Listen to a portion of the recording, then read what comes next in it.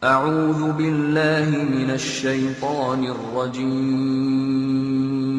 بسم الله الرحمن الرحيم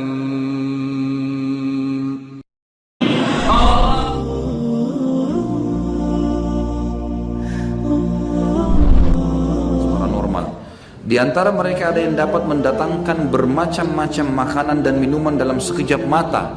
Ada pula orang yang segala kebutuhannya dipenuhi oleh syaitan. Ada lagi orang-orang yang diberitahu oleh syaitan tentang masalah-masalah gaib dan tentang sesuatu yang bersifat rahasia. Ada juga orang yang dibantu oleh syaitan hingga senjata tidak mempan terhadapnya. Ada pula orang yang didatangi oleh syaitan dalam bentuk seorang saleh di saat ia sedang beristighatsah atau meminta keselamatan kepada orang saleh yang sudah mati dengan maksud mengelabui dan menyesatkannya serta menggiringnya kepada perbuatan syirik dan maksiat kepada Allah. Jadi ini contoh-contoh saja. Ada seorang dukun dari Yaman taubat kepada Allah. Dia cerita dia sudah taubat, sekarang jadi dai. Dulu dukun. Dia cerita, waktu saya masih jadi dukun, saya dulu paling suka ya, menunjukkan kekuatan kalau saya kebal. Satu waktu, ini salah satu peruqyah pernah menceritakan masalah itu. Salah seorang syekh di Saudi menceritakan tentang pengalaman dukun ini yang cerita pada dia. Tentu yang saya tonton adalah syekhnya dan bukan dukun yang sadar itu, tapi beliau mengatakan yang sudah sadar dan Allah sudah, semoga Allah terima taubatnya. Intinya adalah dia bilang, pada saat saya lagi menunjukkan kehebatan saya, ada seorang anak muda datang. Anak muda ini pada saat lihat saya, dia baca Allahu la ilaha illa huwal hayyul qayyum, baca ayat kursi. Dia bilang pada saat saya tusuk badan saya, tiba-tiba saja lubang masuk, kena, berdarah semuanya. Sampai dia bilang saya dirawat di rumah sakit 3 bulan. Dukunnya ini. Setelah saya mulai sadar, mulai agak pulih, saya panggil dengan mantra-mantra, setan-setan saya datang. Lalu saya bilang sama setan-setan, kalian kemana waktu itu? Kenapa bisa saya tembus nih? Lalu ya kisah nyata begini. Lalu kemudian kata syaitannya, waktu anak muda itu baca Allahu la ilaha illallah, kami semua terlempar. Ayat kursi dibaca, terlempar semua. Dia bilang waktu itu saya sakit hati sama anak muda ini. Saya cari supaya dapat bagaimana caranya menyihir anak muda itu. Dia bilang kemudian saya cari tahu sampai saya dapat fotonya, dapat bajunya, lalu saya sihir. 3 tahun saya sihir nggak mempan-mempan. Terus saya cari tahu kenapa, apa kekuatannya orang ini. Lalu setan-setannya menyampaikan, anak muda itu tidak bisa kamu tembus karena setiap habis sholat nggak pernah tinggalkan ayat kursi.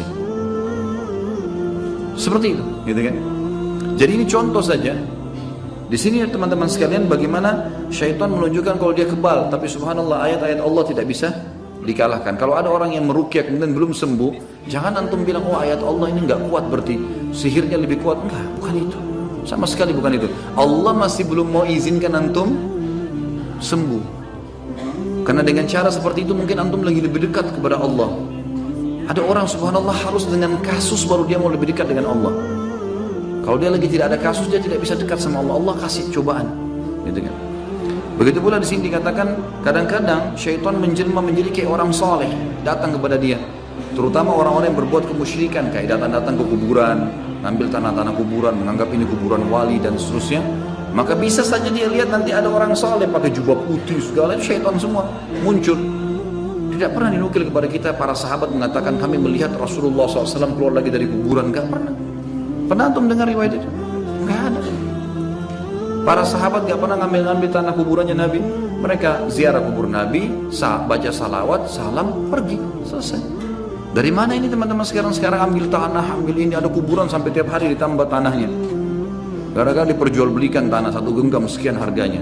Ini was-was syaitan semua. Di kuburan itu biasa saya lihat ada orang pakai jubah putih, saya mimpi lah, apalah segala macam.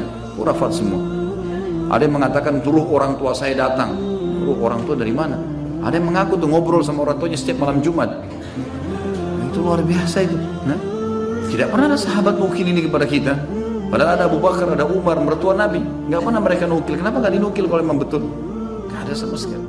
يا قلب ما زلت تبكي على حبيب جفاك وسرت في ركب ليلى ولحظها إذ رماك وطارت الروح شوقا لمرتع في صباك.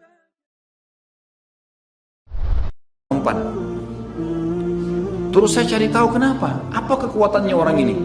Lalu setan-setannya menyampaikan, anak muda itu tidak bisa kamu tembus karena setiap habis sholat nggak pernah tinggalkan ayat kursi.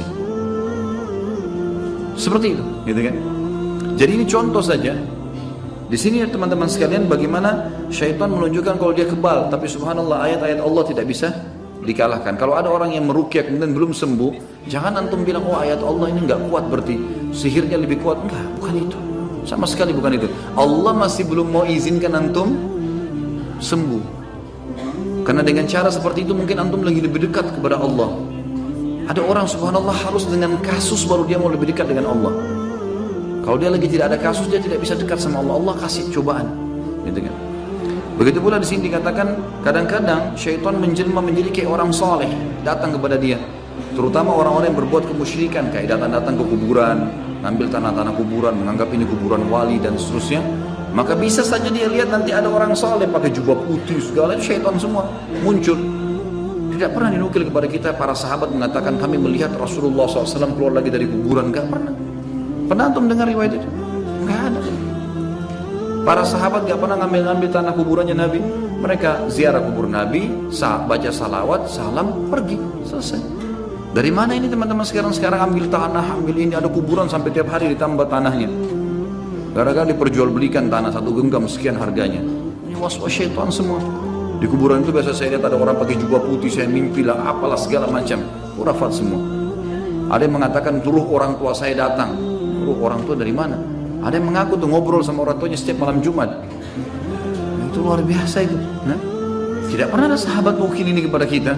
Padahal ada Abu Bakar, ada Umar, mertua Nabi. Nggak pernah mereka nukil. Kenapa nggak dinukil kalau memang betul? Nggak ada sama sekali. يا قلب ما زلت تبكي على حبيب جفاك وسرت في ركب ليلى ولحظها إذ رماك وطارت الروح شوقا لمرتع في kuburan, nggak pernah. Pernah antum dengar riwayat itu? Nggak ada. Para sahabat nggak pernah ngambil-ngambil tanah kuburannya Nabi. Mereka ziarah kubur Nabi, baca salawat, salam, pergi, selesai. Dari mana ini teman-teman sekarang ambil tanah, ambil ini, ada kuburan sampai tiap hari ditambah tanahnya. Gara-gara diperjualbelikan tanah satu genggam sekian harganya. Ini was-was syaitan semua. Di kuburan itu biasa saya lihat ada orang pakai jubah putih, saya mimpi lah, apalah segala macam. Khurafat semua. Ada yang mengatakan turuh orang tua saya datang. Turuh orang tua dari mana? Ada yang mengaku tuh ngobrol sama orang tuanya setiap malam Jumat. Itu luar biasa itu. Nah, tidak pernah ada sahabat nukil ini kepada kita. Padahal ada Abu Bakar, ada Umar, mertua Nabi. Nggak pernah mereka nukil. Kenapa nggak dinukil kalau memang betul? Nggak ada sama sekali. يا قلب ما زلت تبكي على حبيب جفاك وسرت في ركب ليلى ولحظها إذ رماك وطارت الروح شوقا لمرتع. Ada yang mengaku tuh ngobrol sama orang tuanya setiap malam Jumat. Itu luar biasa itu. Nah, tidak pernah ada sahabat nukil ini kepada kita. Padahal ada Abu Bakar, ada Umar, mertua Nabi. Nggak pernah mereka nukil. Kenapa nggak dinukil kalau memang betul? Nggak ada sama sekali.